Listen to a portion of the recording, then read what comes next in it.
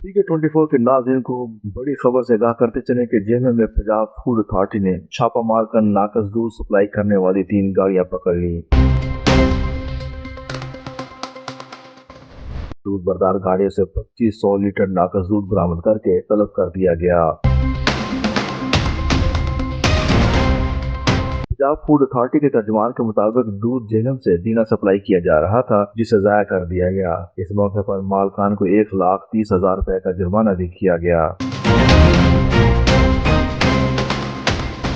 तर्जुमान के मुताबिक Jhelum GT road Rathia के करीब नाकाबंदी के दौरान कार्रवाई अमल में लाई गई। फूड अथॉरिटी ने 8 दूध बरदार गाड़ियों से 10,000 से ज्यादा लीटर दूध को चेक किया और नाकस दूध को मौके पर ही तलब कर दिया गया।